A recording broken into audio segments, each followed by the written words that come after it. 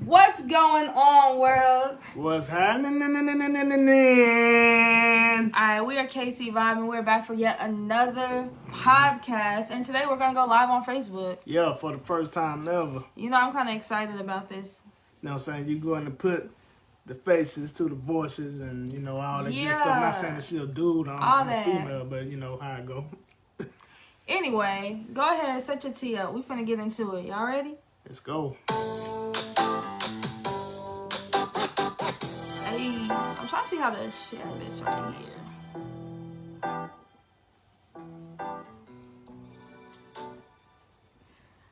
Alright, you already know what it is. We are back. Like we never left, you already know. Because technically we didn't leave. Nah, we right here with y'all. We ain't going nowhere. So, as you guys know, I absolutely love getting our, how can I put this? Our topics from different stuff that I like read online or whatever, right? So, today's topic, I'm trying to find the meme now. Have it on here. I'm doing too much. Got too much going on here. Today's topic is about conversation versus comprehension. Ooh, woo. Does it make sense? Conversation versus comprehension. Yeah, and the reason why I came to this topic is because it's something that we have issues with sometimes. Yeah. It's like I talk, I can communicate with you. You can say that you hear what I'm saying. You can say that you're understanding what I'm saying. But at the same time, it's like going in one ear and out the other. I mean, it's the same vice versa. I can say stuff to you and you can be on your phone. I'm like, hey, baby, did you hear what I said? But it just depends. I mean, so this is it right here, okay? It says, I used to think that communication was key. Mm-hmm. Until I realized comprehension is. Mm-hmm. You can communicate all you want to someone, mm-hmm. but if they don't understand you, it won't reach them the way you need it to. Mm-hmm. Okay. What's your thoughts on that? That's real. I mean, because if I'm trying to explain something to you and communicate with you on something that I think is very important mm-hmm. and near and dear to my heart, and it's not coming off to you as the way that I think it should, or it seems like you're not paying attention to what I'm saying, and you just like, yeah, I got you. Going with the emotions and the flow, it's gonna make you feel like, man, this person don't think that what I'm saying is important, and do they really care about what I'm speaking on from my heart, So that's what I feel. That's how I feel about that, and it could be devastating. It really can be. I mean, yeah. But at the same time, I tell you all the time, you tell me all the time too, and it's messed up that we say this, but we be like, will you shut up and just listen to what I'm saying? You feel me? Because it's like time and time again, I sit here, I pour my heart out to you. Mm-hmm. I be like, you're just not getting it. And it can be something simple. It can be something as simple as I see a certain point of view or something, or I see something from a certain perspective, but you're not seeing it from that same perspective, and you're just trying to get your point across, and nothing's happening. It's like talking to a wall. Because each person is trying to prove their argument, trying to make their argument, trying to prove their point, instead of listening. Instead of listening to what each other got to say, everybody's bumping heads because they trying to prove their own point instead of listening to what the person that they're supposed to be with in a relationship with has to say. Right. And emotions run deep, and we men have to realize that, most men do realize that women are more emotional than we are. Mm-hmm. And it's hard to take that into consideration sometimes, because we try, like I told you before. Oh God. We trying to win. We want to win. We want to win. So that it's hard. It's hard to say, hey, look, let me stand my guard. Let me stand down. Let me hear what she has to say. Maybe what she's trying to say here is important, and I need to kind of comprehend and take this in on what's happening, because if I'm not paying attention to her, she's gonna probably seek that attention from somewhere else. Okay, so question. Yeah. What do you think is more important, communication or comprehension? Because we talk up communication a lot. Like, one of the main bases that we talk about, the key to a great relationship, the key to a successful relationship is communication. Being able to communicate. But now after reading this, like, this is us talking communication up all these years that we've been together. But after reading this, I'm like, dang, comprehension. I mean, both of them are very important. I mean, because I can't comprehend what you're saying unless you communicate with me. Same thing with you. But in order for me to comprehend what you're saying, I have to listen. I have to actively listen to what you're saying in order for that to go into my head and register as, okay, I see what you're talking about. I see what you're saying. But both are important. I don't think one outweighs the other, but you have to know a time and a place on when to use one or the other. I can't communicate with you at the same time you communicate with me. One of us is going to have to comprehend, and one of us is going to have to communicate. Vice versa. We can't talk against each other. But you know, the golden statement that everyone uses in an argument. Like, we use it in an argument. I'm pretty sure there's people out here in the interwebs that use it in an argument. One of the biggest things people do is be like, I understand you, but.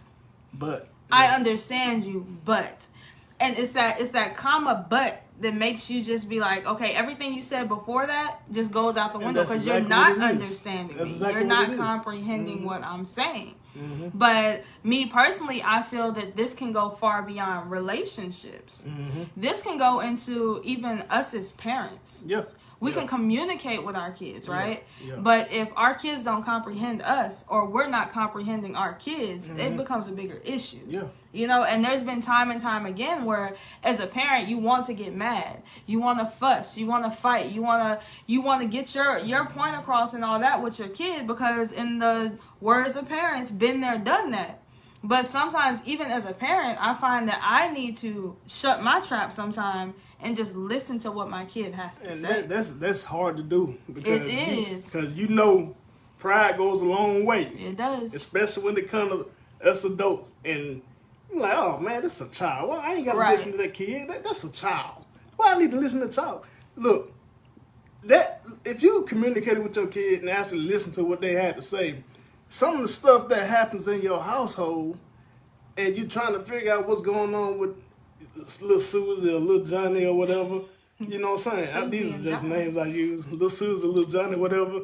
You're like, man, what is going on with this kid? Maybe you haven't taken the time out to actually talk to little Susie or little Johnny and be like, hey, little Susie, little Johnny, what is going on? And they try to express that to you, but you're like, hey, look, that's not important. I think it's that thin line that people ride. That's the difference between talking to a person and talking at a person. Like, you can talk at me all day. I'm a Taurus, so eventually I'm gonna shut down. I do it a lot. I did it today. I'm like, at the end of the day, I'm gonna just sit back. I'm gonna be quiet. I'm gonna let you talk. But I'm done talking. I'm done. I'm over it. Because once you start talking at me, I feel personally that it's going to be a never-ending circle. It's a never-ending journey. It's a freaking snowball effect. So if I'm talking at you, okay, are you comprehending? No, not at all. So it's like, because it defeats everything, right? I feel that at that point we're not communicating, we're not having a conversation, we're not conversing with one another. At the end of the day, you're fussing at me. You feel me? You're lecturing me. You're not communicating with me, you're lecturing me. And there's a difference. Okay. I see. Yeah, of course. I mean, because if a person is talking at you, of course you're gonna feel like they're fussing at you or belittling you or letting you down, because you're like, well, I'm not having the input. I can't say anything because every time I try to talk, you seem to talk over me, or I feel like you're disrespecting me in some type of way. So I could see I'm gonna shut down and not say anything, and let you just keep blabbing and blabbing and blabbing and blabbing. Not the blabbing. The blabbing. That's another thing, though. Honestly, that right there is another thing that interrupts arguments in a relationship, arguments on the job, arguments within a parenthood. It interrupts because it's like, once you tell me, okay, you just keep talking, you just keep running your mouth, you're blabbing off at the mouth and all that, that lets me know you're not comprehending what I'm saying. Everything I'm saying is just words to you. At this point, I'm like Charlie Brown. Wah, wah, wah, wah, wah, wah, wah. It's not getting us anywhere. I see. Yeah, absolutely not. And it's like talking to a brick wall. And then it's on the job. Same thing on the job. I deal with this constantly on the job. I tell people all the time, it's cool to have a upper management position. It's cool to be in a level of supervisory, supervisor level and all that. But at the end of the day, everyone who works there is grown.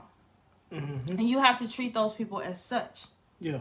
You get a totally different person when you talk to them like an adult, like me and you were just talking, and when you talk down on that person. It's a difference between you being like, hey, Susie, do you mind taking care of this paperwork for me? Than saying, hey, you need to take care of this. Yep. It makes people feel a different way. You can't talk down on people. Look, people will respect you a whole lot more if you talk to them versus talking at them. Yeah. Like you said, whether it's personal or business or, even with your kids. I just, me being from the South, I know one thing for sure, two things for certain, is that kids stayed in kids' places. We didn't, If an adult say, hey, this is what you're going to do, you do this, you do that, you better not have no lip back. Or you better not express anything, because if you do, guess what? You're going to get slapped right in the mouth. And slapped in the mouth. Slapped in the mouth. That's extreme. I remember, look, I ain't saying nothing but crazy to my mom. I know I'm going to be getting them switches. Picking the switches. But now, it's 2023, right? We have our own kids, all right? I tried to approach it the way that I was raised, because I thought that was right. But I realized a long time ago that it's not right. And it's important that I talk to them. I talk to them and figure out what's going on in their daily lives, because you want to know that stuff. You really want to know, because if there's a situation happening and something kicks off and it reaches boiling point, you had no clue, because you never talked to your kids or never talked to them to make them realize, hey, I'm listening to you. Let's come up with a resolution or a solution together. So it's the same way across the board with anybody. Friends, family, strangers, whatever, co-workers. So that communication piece and comprehending plays hand in hand to me. There's no separation in it. Both of them are very important. So question, what's another difficult thing? What happens when you comprehend your partner? You understand where they're coming from, but you still just don't agree. That's... You want to go ahead? No, because there's times like when you're talking to me, I'm talking to you, or we're talking to the kids are talking to us. We both bring up good points, right? I done said it before, like with the 6-9 method. You know what I'm saying? We both bring up good points. We're both looking at it from great sides of the story. We understanding each other, but we still just want to be like, yeah, but at the end of the day, you're not right. So you're wrong. There's a strategy to that. I believe that's the strategy to that. That's when you need to sit down. You need to sit down, talk. You got to write stuff down sometimes. You got to weigh pros and you got to weigh cons. If my cons outweigh my pros, maybe that's not a good idea. If your pros outweigh the cons, maybe we go with that idea. Because, look, the strategy is better. And there's a solution for what we have to come up with. So, even if I think I'm right, it's hard. Look, it's hard for us to admit that we're wrong. It's very hard. It's hard for me. I don't think you've ever admitted that you're wrong. I know. That's something I really got to work on. I don't think you have it's hard for me to admit that I'm wrong. Ever admitted that you're wrong. I have never, ever in our whole existence as a unit, existence as a couple. I have never heard you say, babe, I was wrong. That was that one time I said that. Nah, it's never been a time. You have never said that you, and you can be wrong as the day is bright. Like, you can be dead wrong. Like, I can tell you that your thumb is falling off. You can see it bleeding, see it hanging down your arm, and you still be like, no, it's not. It's not off. It's not off. You be dead wrong, but you cannot be like, hey, you know what? I was wrong. My bad. And that would solve so much. Let me tell you, but like I said, it goes both ways. It goes both ways. We both be wrong sometimes. Every person is wrong sometimes. There's no, hey, I'm always right, you always right, I'm always wrong, you always wrong. There's none of that. Sometimes I'm right, sometimes you're right. Sometimes I'm wrong, sometimes you're wrong. We just got to come up with that agreement and figure out, hey, look, I'm wrong. So, question. Yeah. Do you think, personal opinion, do you think that the hardest part about certain people grasping the concept of comprehension is because they do not want to admit fault? Of course. That's that pride. I just told you about that. When you got that pride, you just like, oh man. I'm admit. Sometimes when we have our conversations and it's, hey, I'm right, you're wrong, whatever. Mm-hmm. Sometimes I do after I sit back and think about it, and I'm like, God, dang, I really was jacked up, and I was wrong for. Whoa, that's something. Look, okay. Hold on. I'm man enough to admit that. I want you to say that again. I want you to say it slowly so I can get a sound bite. I'm gonna set it as your ringtone. Okay, that's fine. Look, that's fine. But I'm man enough to admit that on this live and podcast. There's been times where we've gotten into it. I sat back and thought about it after everything was said and done. And I was like, shit, damn. Yeah. I'm like, yeah. I was kind of jacked up for that.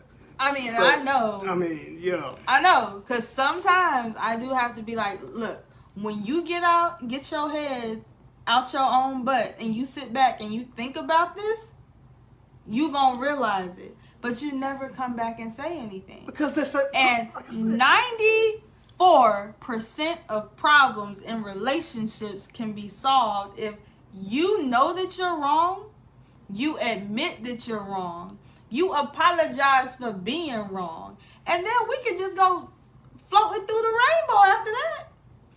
But come on now. Come on. Come on. Come on now. I'm not wrong all of the time. Okay? I'm mad enough to admit, hey, look, I'm wrong. But, of course, I should do a better job coming back and telling you, hey, baby, look, I sat back and thought about it. You were right. I was wrong.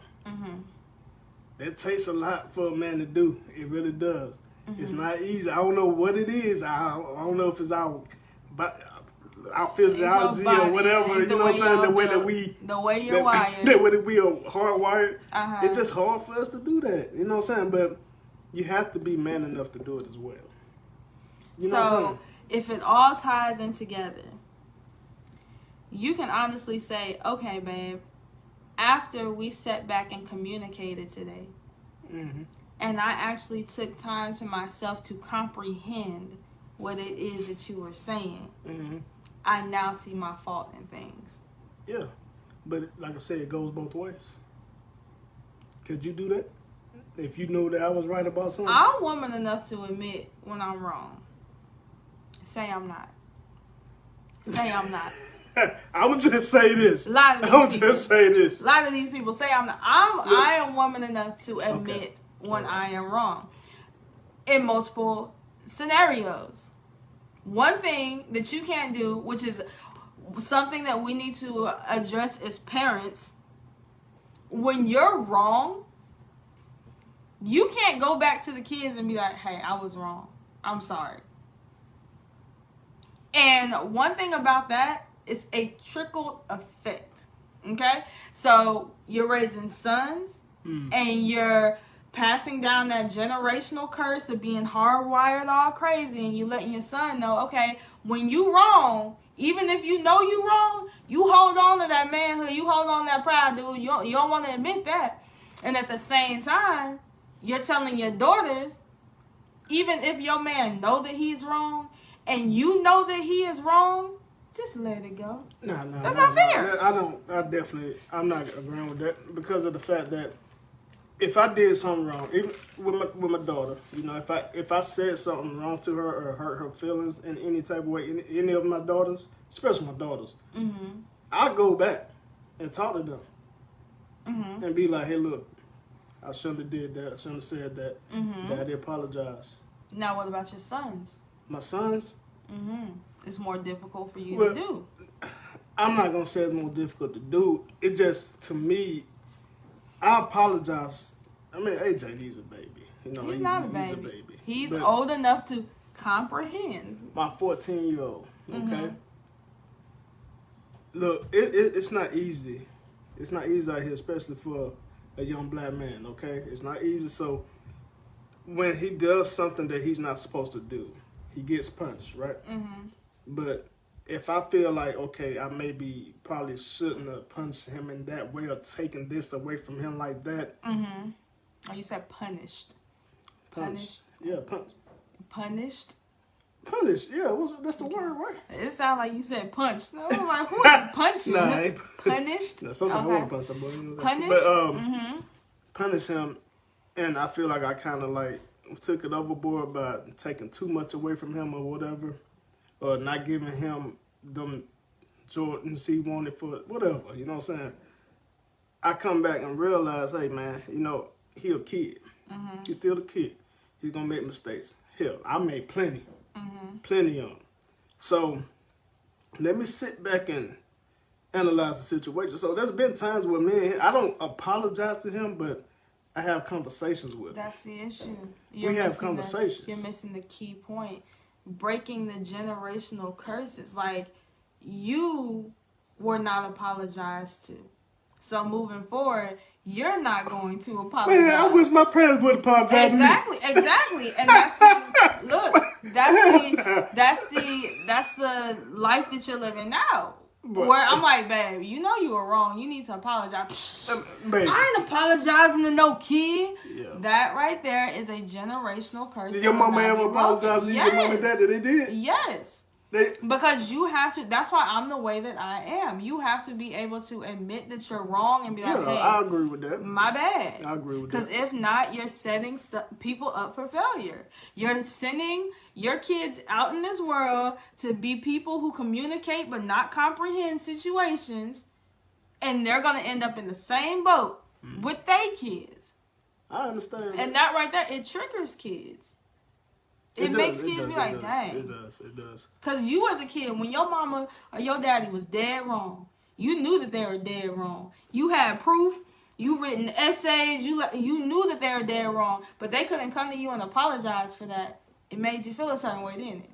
It was just, I was numb to it. I really was. You became numb to it. Yeah. So after a certain amount of time, you became numb to it, right? I never expected my parents to apologize for anything. Yeah, so it became a sore that was never treated. I didn't even know it was a sore. I just thought that was a requirement. It was like, I didn't know of any parents that used to come back and apologize to their kids for anything. Like, if they were wrong, hey, look, so be it. Get over it, Johnny. Get over it. But now, look, hold on, let me finish.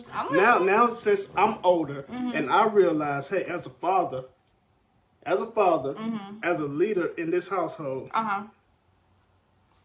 that's not the standard. That's not how it should be at all. At all. So, with that being said, like you said, breaking generational curses. Yeah. I'm attempting to do that. I'm still working on that, of course, as a father, because, like I said, ain't nothing easy. Ain't nothing easy. But I feel like that I'm doing my kids more of a justice in 2023, raising them up right now. Okay, so question. Okay, if you could turn back the hands of time and you can go back to the bedroom, Ninja Turtle bedroom, whatever bedroom you had. Power Rangers. A Power Ranger bedroom. Big Power Ranger fan. You can go back to the Power Ranger bedroom of little Chad, right?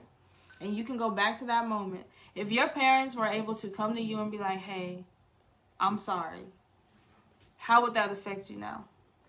Would it change the way that you communicate? Would it change the way that you admit your faults? Or would it change the way that you can comprehend people and see both sides of stories? Probably would. I mean, I really don't know, because if that situation really happened, I don't know. I really don't. So it'll be moral of the story. Start from the young age. Plant that seed and watch it grow. But if you are in a relationship with somebody, in the words of K. Michelle, you can't raise a man.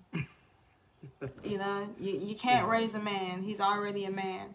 But if you are a man listening, or a female listening, men tend to have the problem a little more than females. But if you are a man listening or a female listening, maybe, just maybe, you need to pull that plant up from the root. You know what I'm saying? And replant in some fresh soil and start anew. Because maybe, just maybe, if you give your significant other or your child or your co-worker that respect or that compassion, that comprehension, that apology that you also wanted as a young kid, maybe, just maybe, you can make the world just a smidge of a better place. Yeah. You won't have a bunch of grouchy hoes out here. Grouchy Negroes out here. Yeah, that's just true. Maybe, That's maybe, true. Just maybe. That's true. I mean, yeah, I mean, like, respect, I mean, that type of communication goes a long way, goes in line with respect. So, I mean, having respect for people, I mean, will get you in high places. I mean, don't nobody want nobody who talk to them disrespectfully, and anybody gonna respect you if you do the same. They would probably respect you, but they won't like you. I mean, if you sitting up in a higher position or something, in a bigger position, and you talk down on people, some people may respect you, but they won't like you. They respecting your position, not you as a person. So, moral of the story, we got to take away a key concept here. Moral of the story is communication is key, right? Comprehension is the doorknob, right? So, if you put those two together, maybe, just maybe, you can unlock the door of success and you can lead a better life. Ooh. Okay. Oh, yeah. Okay. And just like that, we come to the end. I got to get ready to skedaddle out of here and get ready to go into my job. Yep.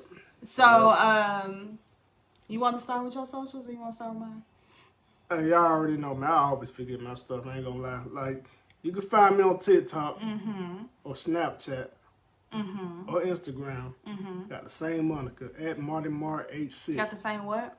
Is it moniker? That's what you want to say. Whatever it is. Okay. At MartyMar86. Okay, it's MartyMar86. You can find me all over the place with that moniker. Hey, and if you're looking for me, you can find me on Instagram at @thereal_knockout. That's DAREAL_knockout. You looking for me on TikTok? I post on there a little bit more than Instagram. You can find me at AYO_KO and the number 2. That's AYO_KAYO and the number 2. This podcast right here, if you're looking for us, go ahead, head over, like, share, subscribe, do everything to that Facebook. KC Vibe Podcast on Facebook. We are KC Vibe Podcast on Instagram. We are KC Vibe Podcast on TikTok. And if you want to ask questions, you want us to discuss something on a podcast, you can hit us up at askkcvibe@gmail.com. That's right. That's ASKKCVIBE@gmail.com. That's right. Hey, look, keep vibing, people. And as usual, you about to end it already. As usual, I thank you guys for all of the love, for all of the support. I see you guys are watching. I see you guys are listening, and I love that.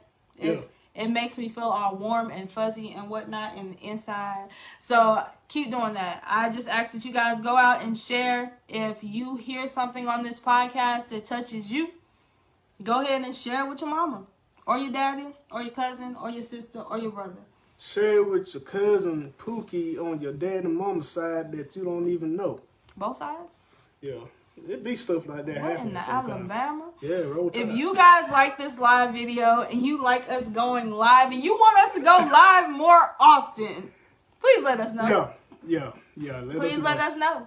We will deliver what you want. But you about ready to skedaddle on out of here? Yeah, let's get on out of here. I said roll tide to pick Alabama because, you know, UGA, baby. Don't front. Don't trip. We don't talk. Hey, ain't nothing. Ain't nothing to it but to do it. How about them dogs? Oh, yeah. So, as usual, you ready? Yeah. As usual, I'm the Kate. And I'm C. Thanks for vibing with us. Bye.